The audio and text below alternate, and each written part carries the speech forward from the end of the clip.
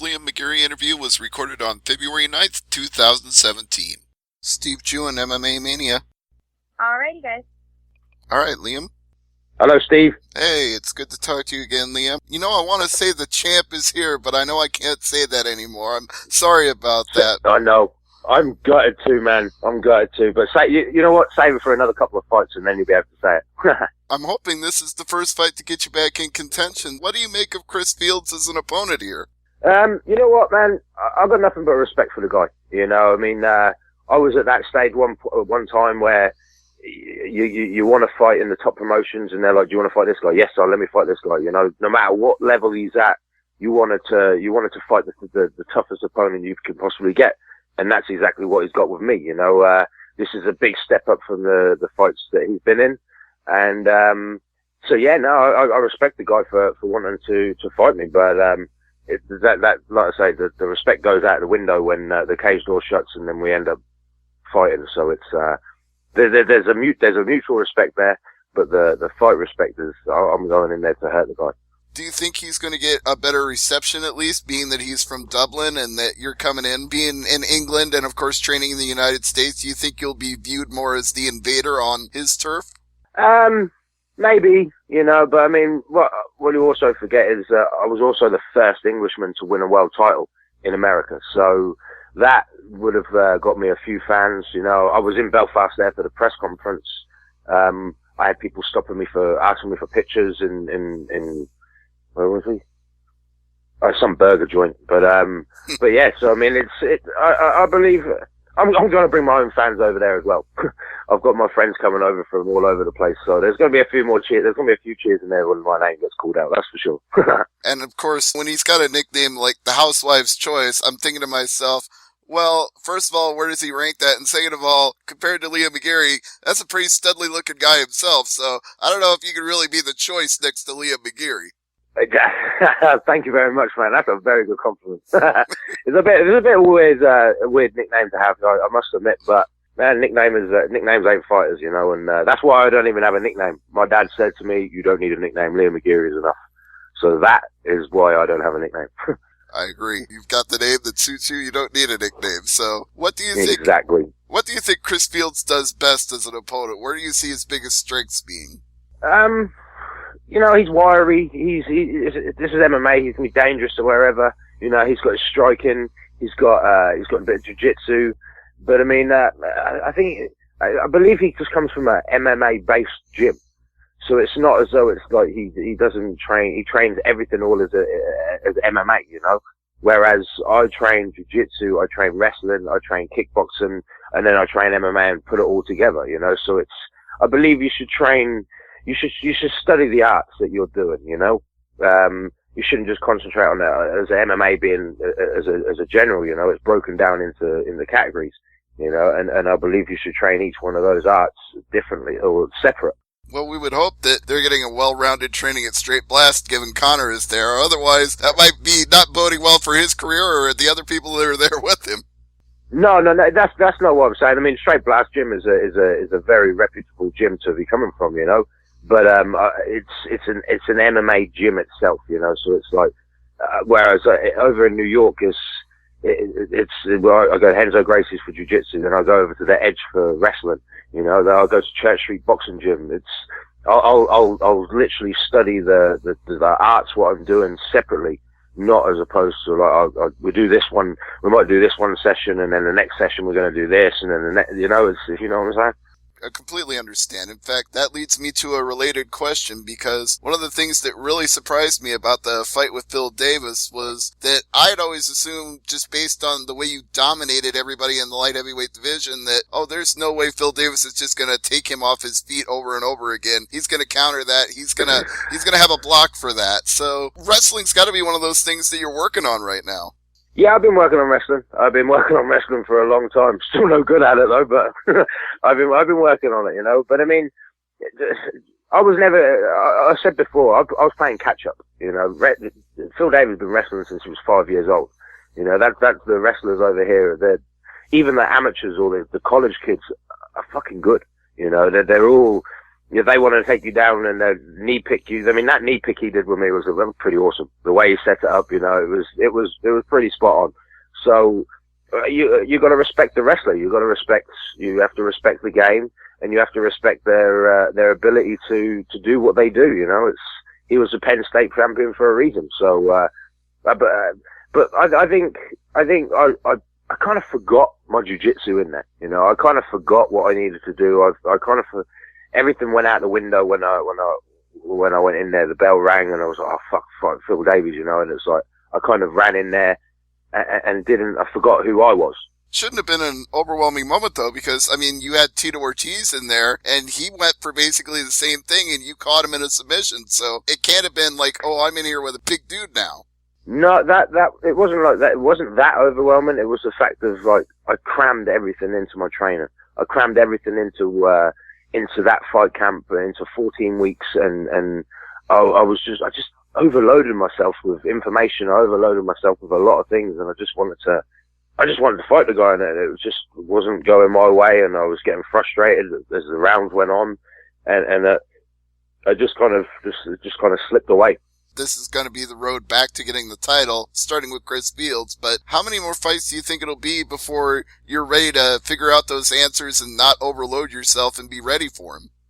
This one, the next one, and then I'll be ready for my title again. That quick? Well, is Chris Fields? Yeah, I want at least 2 more to get in for title contention. So we could be looking at like November, December. You could be fighting him again. Yeah, maybe. I mean, or maybe even sooner. Who knows? I'm gonna just take this. I'm gonna take one fight at a time, and see what's on the cards next time. See which one we can get onto, and then after that, we'll see what I can go on to after that one. Well, given how many fights they're doing internationally anymore, wouldn't you rather, instead of having to fight him in the United States, if he came over and fought in England, wouldn't that be a little more fun for you? I'd love for that fight to get set up in London, or anywhere in England. That fight would be amazing in my home country. Phil Davis is not, he's been traveled all over the world from his days before he was with Bellator, so he can't exactly look at that and go, well, it's not like I haven't fought in Brazil and already done those things, so he can't complain about it if it's called upon him to do. Exactly. Yeah. So, exactly. If Chris Fields is the first step, who's the second step? Who do you see after him to get you that much closer and be ready for the third fight to be against Phil for the title? I'm not looking past Chris Fields at the moment. I'm going to concentrate on February 24th, and then on February 25th you can ask me that question. So at the moment I know I have what I have in front of me. I'd be silly to be like, oh yeah, I'm going to go this one, that one, and that one. So it's I'm gonna just see how that plays out. But after February 24th. I will then be thinking of who I'm going to be going to next. I think that's entirely fair. So let me ask you a completely different question then. With Tito having his retirement fight with Chael Sonnen and you having previously fought and defended the title against Tito, what were your thoughts on seeing him go out with a win in his last career fight? Good for him. I'm glad he went in there and done what he did to Chael. Chael talked a lot of crap during that fight camp, and Tito's very sensitive and he took it to heart, so I'm glad that he went out on the way that he did. Tito was a true legend in the sport. He's been doing this game for 20 years now. He started MMA off and made it really what it was. So, I'm really happy that I'm part of his history in this sport. Now, you mentioned that Chael talked a lot of crap building up to that fight. A lot of people, including me, even fed into that and believed that Chael was going to get Tito off his game. So let me just ask you as a fighter, how much does that affect you going into a fight when a fighter talks a lot of crap? That when it's that personal, if you bring up like mention of his ex-girlfriend or whatever, and we all know all the problems that she caused, but it was personal. He must have wanted to kill the guy, and that goes to show when he had hold of that choke, he didn't let go. Big John had to literally stick his thumb in his neck to get him out. So, that was what he wanted to hurt him. He wanted to kill him. He wanted to do what he needed to do to make him pay for saying the things he said. Can it work though? Can you get too emotional in there and make mistakes when you're that pumped up? Yeah, I believe you can. You know, if you let it go to your head. But I mean, like Tito's very experienced in this. You know, so he's obviously learned to drown that bit out and just literally do what he needed to do. You know, he trained hard for the fight. He looked good. You know, he's very strong, very powerful. So I kind of knew that.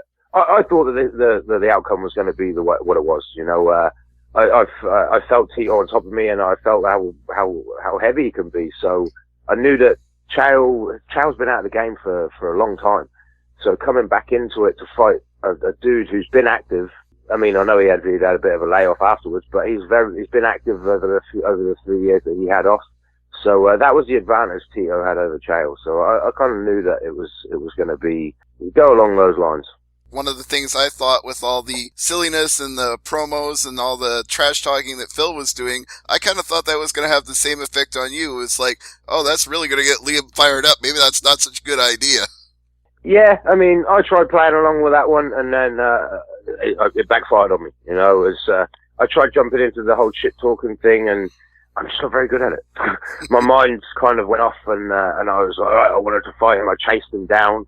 I was trying to hunt for that knockout punch.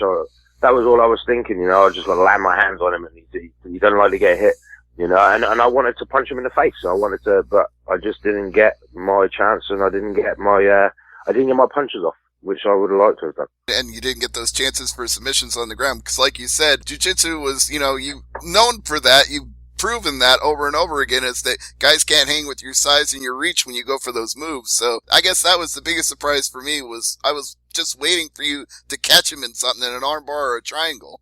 Well, I was looking, man. He did well nullifying my jiu-jitsu game, you know. So I just have to go. I had to go back and speak to Henzo, speak to John Danaher, speak to a few of my coaches, and just what went wrong. What do I need to do to fix this one? You know. So that's what I've been doing. I've gone back to the drawing board. I've figured out what went wrong and where I needed to put my hands and what I needed to do in that situation instead of doing what I was doing.